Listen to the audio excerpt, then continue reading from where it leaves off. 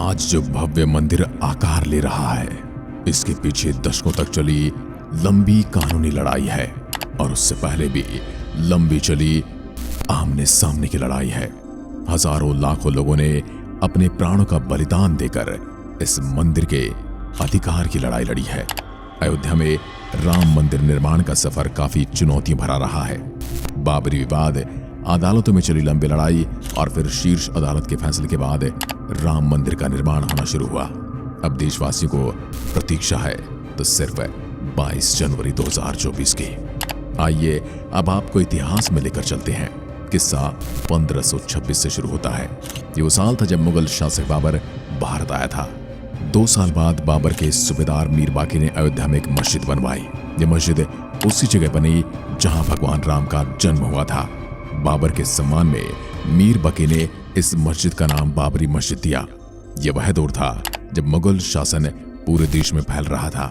मुगलों और नवाबों के शासन के दौरान 1528 से 1853 तक इस मामले में हिंदू बहुत मुखर नहीं हो पाए, लेकिन हाँ, इस बीच हिंदुओं ने मंदिर की लड़ाई जारी रखी। उन्होंने कभी भी मुगलों को इस जगह पर शांति से नहीं रहने दिया।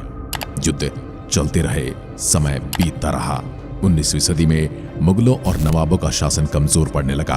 अंग्रेज हुकूमत प्रभावी हो चुकी थी। इस दौर में ही हिंदुओं ने यह मामला उठाया और कहा कि भगवान राम के जन्म स्थान मंदिर को तोड़कर मस्जिद बना ली गई है। इसके बाद से रामलला के जन्म स्थान को वापस पाने की एक नई लड़ाई शुरू होती है। बाबरी मस्जिद बनने के 330 साल बाद शुरू हुई पहली FIR।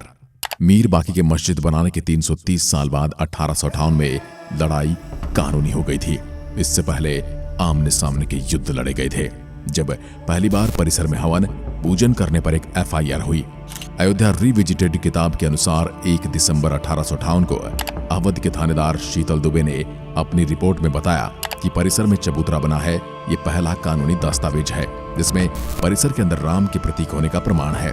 इसके बाद तारों की एक बाड़ खड़ी कर दी गई। विवादित भूमि के आंतरिक और बाहरी परिसर में मुसलमानों और हिंदू को अलग अलग पूजा और नमाज की इजाजत दी गई।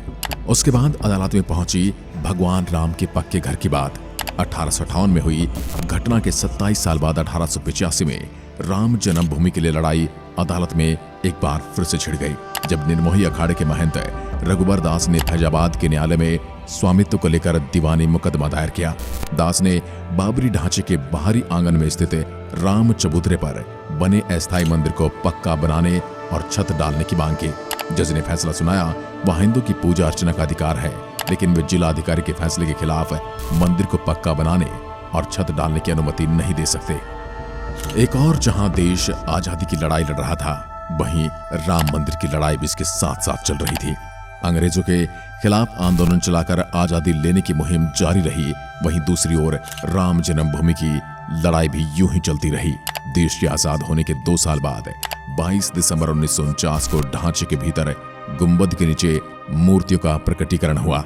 आजादी के बाद पहला मुकदमा हिंदू महासभा के सदस्य गोपाल सिंह विशारद ने 16 जनवरी 1950 को सिविल जज फैजाबाद की अदालत में दायर किया। विशारद ने ढांचे के मुख्य गुंबद के नीचे स्थित भगवान की प्रतिमाओं की पूजा अर्चना की मांग की। करीब 11 महीने बाद 5 दिसंबर 1950 को ऐसी ही मांग करते हुए महंत रामचंद्र परमहंस ने सिविल जज के यहाँ मुकदमा दाखिल कर दिया। मुकदमे में दूसरे पक्ष को संबंधित स्थल पर पूजा अर्चना में बाधा डालने से रोकने की मांग रखी गई। 3 मार्च 1951 को गोपाल सिंह विशारद मामले में न्यायालय ने मुस्लिम पक्ष को पूजा अर्चना में बाधा न डालने की हिदायत दी। ऐसा ही आदेश परमहंस की तरफ से दायर मुकदमे में भी दिया गया। निर्मोही अखाड़े ने मांगी पूजा अर्चना की अनुमति। 17 दिसंबर 1959 को रामानंद संप्रदाय की तरफ से निर्मोही अखाड़े के 6 व्यक्तियों ने मुकदमा दायर कर स्थान पर अपना दावा ठोका। साथ ही मांग रखी कि रिसीवर प्रियदत्त राम को हटाकर उन्हें पूजा अर्चना की अनुमति दी जाए। यह उनका अधिकार है। मुकदमे की कड़ी में एक और मुकदमा 18 दिसंबर 1961 को दर्ज किया गया। यह मुकदमा उत्तर प्रदेश के केंद्रीय सुन्नी वक्फ बोर्ड ने दायर किया था। कहा कि यह जगह मुसलमानों की है, ढांचे और हिंदुओं से लेकर मुसलमानों को दे दिया जाए। ढांचे के अंदर से मूर्तियां हटा दी जाएं। ये मामले न्यायालय में चलते रहे। फैसले की बात करें उससे पहले राम राज के लिए कुछ और आंदोलन की ओर चलते हैं। बात 1982 की है। ये वो साल था जब विश्व हिंदू परिषद ने राम, कृष्ण और शिव के स्थलों पर मस्जिदों के निर्माण को साजिश करार दिया और इनकी मुक्ति के लिए अभियान चलाने का ऐलान कर दिया। 2 साल बाद 8 अप्रैल 1984 को दिल्ली में संत महात्माओं, हिंदू नेताओं ने अयोध्या के श्री राम जन्मभूमि स्थल की मुक्ति और ताला खुलवाने को आंदोलन का फैसला किया। जनवरी 1989 में प्रयाग में कुंभ मेले के दौरान मंदिर निर्माण के लिए गांव-गांव शिला पूजन कराने का फैसला किया गया। साथ ही 9 नवंबर 1989 को श्री राम जन्मभूमि स्थल पर मंदिर के शिलान्यास की घोषणा कर दी गई। काफी विवाद और खींचतान के बाद तत्कालीन प्रधानमंत्री राजीव गांधी ने शिलान्यास की इजाजत दे दी। बिहार निवासी कामेश्वर चौपाल से शिलान्यास करवाया गया। आंदोलन तेजी से आगे बढ़ रहा था। इस बीच लाल कृष्ण आडवाणी रथ यात्रा लेकर निकले। इस यात्रा ने राम जन्मभूमि आंदोलन को और धार दी थी। देश की राजनीति तेजी से बदल रही थी। आडवाणी गिरफ्तार हुए। गिरफ्तारी के साथ केंद्र में सत्ता परिवर्तन भी हुए। भाजपा के समर्थन में बनी जनता दल की सरकार गिर गई। कांग्रेस के समर्थन से चंद्रशेखर प्रधानमंत्री बने। ये सरकार भी ज्यादा दिन नहीं चली। नए सिरे से चुनाव हुए। एक बार फिर से केंद्र में कांग्रेस सत्ता में आ गई। इन सब के बीच आई वो ऐतिहासिक तारीख जिसका जिक्र किए बिना ये किस्सा पूरा नहीं हो सकता, क्योंकि किसी भी निर्माण से पहले भूमि को समतल करना जरूरी होता है। तारीख थी 6 दिसंबर 1992 की। इस दिन अयोध्या पहुंचे हजारों कार सेवकों ने विवादित ढांचा गिरा दिया। इसकी जगह इसी दिन शाम को अस्थायी मंदिर बनाकर पूजा अर्चना शुरू कर दी गई। केंद्र की तत्कालीन पीवी नरसिम्हा राव सरकार ने राज्य की कल्याण सिंह सरकार सहित अन्य राज्यों की भाजपा सरकारों को बर्खास्त कर दिया। उत्तर प्रदेश सहित देश में कई जगह सांप्रदायिक हिंसा हुई, जिसमें अनेक लोगों की मौत हो गई। अयोध्या श्री राम जन्मभूमि थाना में ढांचा ध्वंस मामले में भाजपा के कई नेताओं समेत हजारों लोगों पर मुकदमे दर्ज कर दिए गए। इसके साथ ही रामकाज की कानूनी लड़ाई में मुकदमों की संख्या में और बढ़ोतरी होने लगी। मुकदमों की बात हुई है तो फिर ये कानूनी लड़ाई की ओर चलते हैं और बात फैसलों की करते हैं। एक फैसला 1 फरवरी 1986 को आया जब फैजाबाद के जिला न्यायाधीश KM पांडे ने स्थानीय अधिवक्ता उमेश पांडे की अर्जी पर इस स्थल का ताला खोलने का आदेश दे दिया। फैसले के खिलाफ इलाहाबाद उच्च न्यायालय की लखनऊ खंडपीठ में दायर अपील खारिज हो गई। बाबरी ढहाए जाने के 2 दिन बाद 8 दिसंबर 1992 को अयोध्या में कर्फ्यू लगा था। वकील हरिशंकर जैन ने उच्च न्यायालय की लखनऊ खंडपीठ में गुहार लगाई कि भगवान भूखे हैं, राम भोग की अनुमति दी जाए। करीब 25 दिन के बाद 1 जनवरी 1993 को न्यायाधीश हरिनाथ तिलहरी ने दर्शन पूजन की अनुमति दे दी। 7 जनवरी 1993 को केंद्र सरकार ने ढांचे वाले स्थान और कल्याण सिंह सरकार द्वारा न्यास को दी गई भूमि सहित यहाँ पर कुल 67 एकड़ भूमि का अधिग्रहण कर लिया। हाईकोर्ट में शुरू हुई मालिकाना हक पर सुनवाई। अप्रैल 2002 में उच्च न्यायालय की लखनऊ खंडपीठ ने विवादित स्थल का मालिकाना हक तय करने के लिए सुनवाई शुरू की। उच्च न्यायालय ने 5 मार्च 2003 को भारतीय पुरातत्व सर्वेक्षण को संबंधित स्थल पर खुदाई के निर्देश दिए। 22 अगस्त 2003 को भारतीय पुरातत्व सर्वेक्षण ने न्यायालय को एक रिपोर्ट सौंपी। इसमें संबंधित स्थल पर जमीन के नीचे एक विशाल हिंदू धार्मिक ढांचा यानी कि मंदिर होने की बात कही गई है। हालांकि उन्होंने अपनी रिपोर्ट में मंदिर का नाम नहीं लिया, पर उन्होंने कहा कि यह मंदिर के अवशेष हो सकते हैं। ये जो अवशेष मिले हैं ये किसी मंदिर के प्रतीत होते हैं।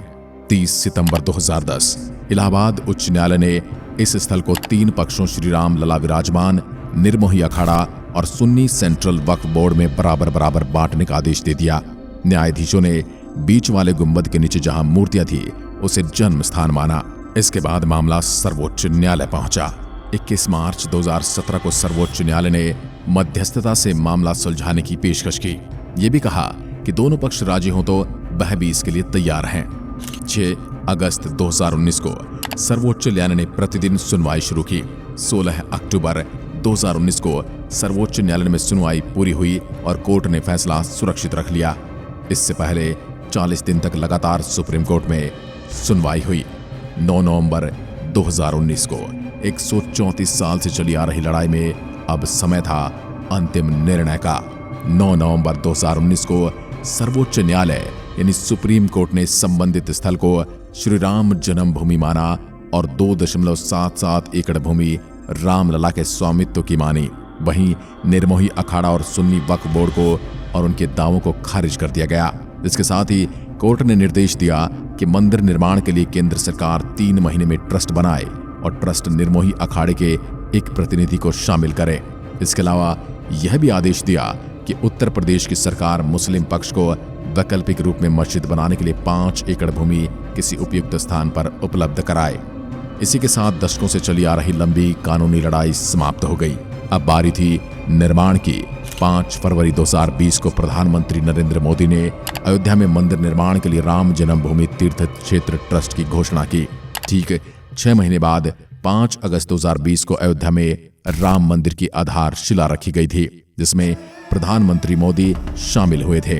अब 22 जनवरी 2024 को मंदिर में भगवान राम की प्राण प्रतिष्ठा होगी, जिसके बाद मंदिर लोगों के लिए खोला जाएगा। इस कानूनी लड़ाई से पहले इस मंदिर के लिए न जाने कितने ही बलिदानियों ने अपना बलिदान दिया है, कितनों ने अपने जीवन लीलाएं यहाँ पर समाप्त की हैं और कितनों ने इस संघर्ष को सदियों तक जारी रखा ताकि यह अपने निर्णय तक पहुंच सका। आज की वीडियो में बस इतना ही। हम उन सभी बलिदानियों को प्रणाम करते हैं और उनके आभारी हैं। जय हिंद, जय भारत, जय श्री राम।